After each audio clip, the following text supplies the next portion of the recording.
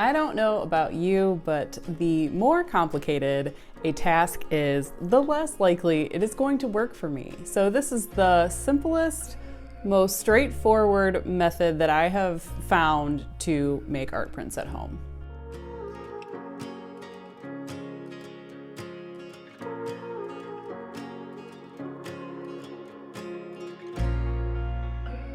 Hi, I am Kelly. I'm an artist, and if you love all things mysterious and magical, we have something in common. Come with me on an art-making journey through legends and lore, dark tales and haunted places, and I will show you what I learned along the way. Today, we are talking specifically about making art prints at home. Now, I do want to start this by saying that printers are for patient people. If you are not a patient person, I recommend outsourcing. I have been on a journey to find the most simple, straightforward way to make art prints at home that are close to the original as I can get them without having to learn Photoshop. If you're a Photoshop junkie, that's fine. You can obviously use Photoshop with this method. Any photo editing software is fine. I chose not to use Photoshop because it's not a rabbit hole I want to go down right now. I have Procreate for my digital painting needs, and other than printing art prints, I don't want to pay a subscription to edit photos that way. So first things first, let's dive into the supplies I'll be using in this video. Okay, so first things first, let's get to the star of the show. My printer is the Canon Pixma Pro 100, and this printer allows me to print 4x6 up to 13x19, and it works with a lot of paper types, and it is awesome now that I'm not afraid to use it. And for the ink that I use, it is the Canon Chroma Life 100 Plus, and this is archival ink that makes your prints last a long time. And now on to paper. These are the three that I currently use, which is the Photo Paper Pro Luster by Canon, and that's good for your more glossy type of paintings. And then I also use the Velvet Fine Art Paper and the Pacific Inkjet, which is matte. And when you're using mediums like watercolor and ink, these really help your prints look almost very close to the original. It's like you're holding an original painting, and I really, really like the result of this paper. And now on to my scanner, which is the Epson Perfection V600 Photo. And I love this scanner because it is able to scan things at a really high DPI, which comes in handy when you have a small painting that you want to print into larger prints. I also use my iPad and Apple Pencil to edit the photos for making prints, and I also use an app called Affinity Photo, which is the photo editing software I'll be using in this video, and it is available for desktop. All of the editing can be done on a computer. I just prefer my iPad and my Apple Pencil because it's easier for me to edit. And last but not least, I also use my iMac to connect to my printer and do my print settings and whatnot. Any computer you have is just fine. Okay, so obviously the first thing you're going to need to do is make some art. Once you make art that you are excited to make an art print of, you're going to go ahead and scan the image and upload it into your computer. Okay, so I place my art piece in my scanner and then connect it to my computer, let my scanner warm up, and let it do an overview scan. Once that is complete, I go ahead and select the area on my little window that I want to actually scan. And then I go about my business and adjust the DPI, and I will be scanning this at 1200 DPI just because it is a smaller 5x7 piece and I want to print larger prints of this, so I want to scan it at least 600 or higher. I don't officially know if that's like the right dimensions or not, but I always scan it at a higher DPI just because I want the image to be crystal clear and I want it to come out really nice. So anyway, I always scan it higher just because I have the capability of it. If your scanner doesn't go as high as that, scan it at as high DPI as you can get it if you have a smaller print that you want to make larger. So then I'm going to go ahead and name my file and start the scan. Another thing that I want to mention is that I actually have my settings set to where my scans pop up on my desktop, just so it's easier for me to find and organize my files. Once I scan my painting, I then send it over to my iPad so I can use my app that I already purchased a while ago. This is available for Mac and Windows if you want to just use your computer. I have the app on my iPad, and that's just the way I prefer to work. So I'm going to go ahead and send my scan to my iPad and then edit my painting in Affinity Photo. And this is a very quick airdrop moment for me. I just select the iPad and then it shoots over, and once it lands to the iPad, I go ahead, it automatically saves to your photo, so all I have to do is open up the Affinity Photo app, and once that pops up, basically all of my projects that I've already edited will be there, and I will hit the plus icon, and then I will select from Photos and then choose my photo. And then once that loads, it will pop up and you will have this nice little menu. So the first thing that I noticed is that my crop was a little off from my scan. So I'm gonna go ahead and grab my crop tool and adjust that really quickly. Very simple. And then hit OK and apply. Now the next thing I'm going to adjust, because this, once you scan your photo, it kind of overexposes it a little bit. So I'm going to hit this little icon and go down to levels. It's down a smidge, but it is labeled levels. I'm going to hit that. And then first I'm going to adjust the blacks. And I just kind of pull my pencil right or left to adjust each one. I pull it to the right to darken it until I am satisfied. And then I close out, go to the layers menu and join those together. And if you guys want a more in-depth tutorial on this, let me know. So the next thing I'm going to do is go hit the filters icon and head down to erase white paper. And it is down here a little ways, but once you find it, it'll be right there. You can see how the paper is gone. So it'll be erase white paper. And then it will go ahead and take a minute to go ahead and erase the white paper, and your background will be kind of checkered. Though you won't be able to see it in this video, it will be checkered, kind of like a transparent background. Now what this does is it does not make your background transparent. What it does is erases the paper texture from the background. So it basically smooths everything out and makes it a pure white if your background is in fact white, like this one is here. So now what I'm going to do is I'm going to go ahead and hit my eraser tool on the left, zoom in. Well, I'm going to zoom in first and then hit my eraser tool.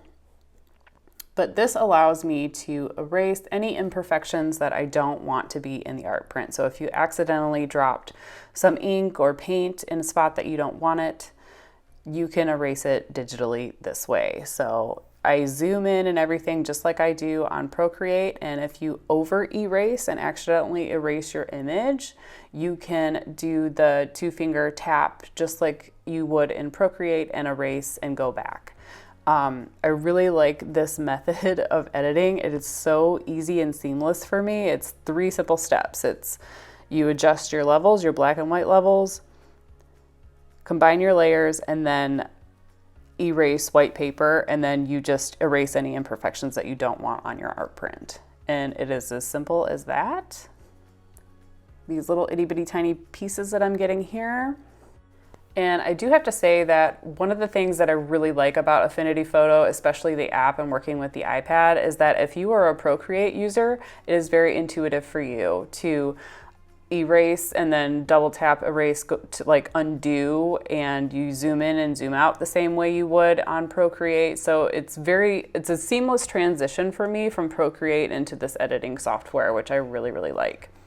So once that is done, what I'm going to do is go ahead and make my eraser a little bit bigger. And then I'm gonna go ahead and go around my edges of my paper, because sometimes when you're scanning, your paper is not completely flush with your scanner, and sometimes you will get a little bit of shadows or parts where you can see the edge of the paper. And I just like to do this kind of to be safe and make sure my background is all completely flat.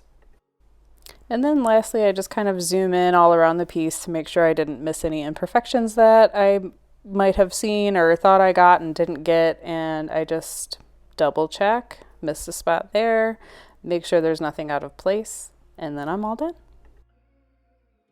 And then once that's complete, I'm gonna go ahead and send it back to my Mac and then do my first print. So to export, I'm gonna hit the document icon and then hit export. And then I'm gonna go ahead and choose the type of file that I want. I personally like JPEGs, and it comes as the best quality for this option, or just a standard JPEG. I like to choose the best quality. Then I go ahead and rename my file, check out everything, and then there's also a color profile that you can switch if you would like. I usually leave it the same way as it is because my printer just works better this way. And then I go ahead and once my stuff is set, I hit OK, and then it'll give me options to where to save this. I typically like to save it straight to my iPad because I like to use AirDrop, so I like to go back and forth. So when I go to find that, it will be in Files, and it will also be on my iPad, and there is my image right there. And then I just AirDrop it back to my iMac so I can go ahead and do a test print. And now I am back on my Mac, and I select my file, and then I go up to print, choose the printer I'm using. I have a couple, including a thermal printer, which likes to turn my images black and white, so I have to make sure I hit the right one. And then I change my settings to the correct paper, the number of copies I would like to print, and I like to choose the size. And then I think the scale was the one that basically was what I wasted paper on, trying to figure out which scale I would like my image to be printed on, but the image itself came out really, really nicely. And other than that, I just hit print and see what the test print does.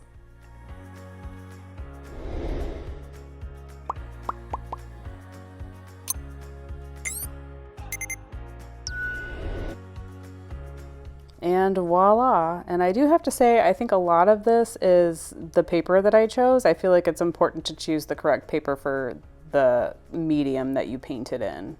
Some things look better on matte and some things look better on glossy. Rather than end this video on a happy note, I would like to kind of take this little bit of time to kind of mention the problems that you may run into while you're trying to make art prints at home. These are some issues that I ran into, and I had to shut down for a couple weeks while I figured out the issues to these problems. So like I said before, printers are for patient people. I can tell you what I did to fix some of these problems, and they're relatively easy once you learn them, but trying to sift through a bunch of videos on YouTube to try to find your specific problem, it's a little time consuming and a little frustrating, but once you figure it out, it's fine. The problems that I was having were very, very simple. So the first problem I had was some color shifts. I tried to ask a bunch of people about it, and for some reason they thought it was an editing problem, but it wasn't an editing problem because I was already printing perfect prints from the same file. So what had happened was the bottom of your printer driver, it's basically this thing that all of your ink cartridges sits in.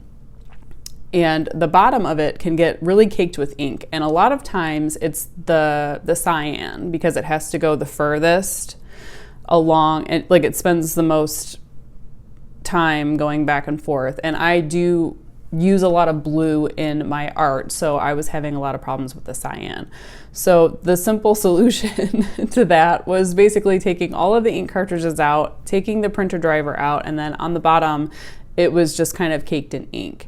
And once I cleaned that up and wiped it off, everything went back in, and my print started printing the colors the way that they were before. So that is something you need to keep in mind. That's something that I have to clean regularly because I do use so much blue in my work. And then in the beginning, I will say that sometimes you waste a lot of ink and sometimes you waste a lot of paper just trying to get your colors correct for your color match. In the beginning, I wasted a lot of ink and a lot of paper by using a different photo editing method, and I don't recommend trying to edit your photo in your scanner, like changing the levels and everything that way, because it captures it at the most regular color, like the most accurate color, and basically all you have to do is resaturate that in the editing software. So it'll keep your colors close to your original as possible. And in the beginning I was shifting my colors and it just didn't work out that great because they weren't even close to the originals, and I wasted a lot of ink and a lot of paper.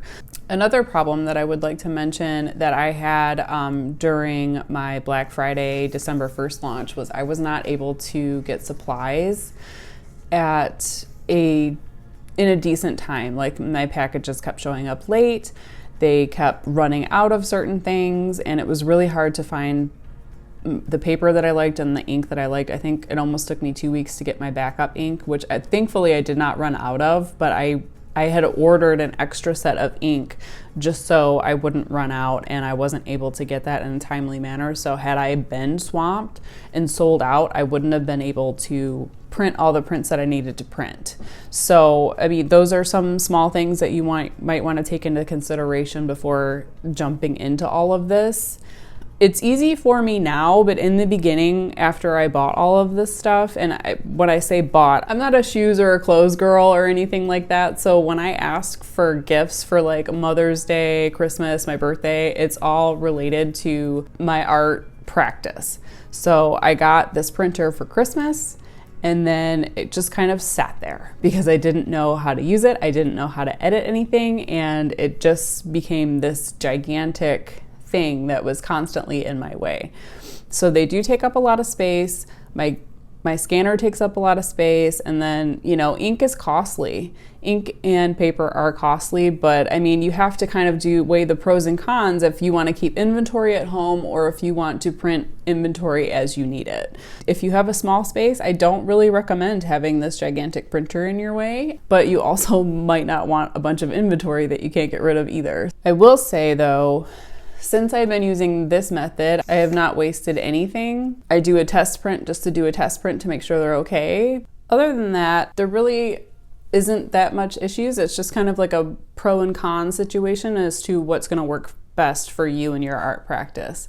Once I figured out all the problems that I had to figure out to keep my business going, things turned out fine, and my method is fine. It's just a learning curve, and then sometimes you're just not mentally ready to learn the things that you need to learn regarding technology. So this is a process that works best for me and my workflow, but there are many, many other ways to make art prints at home.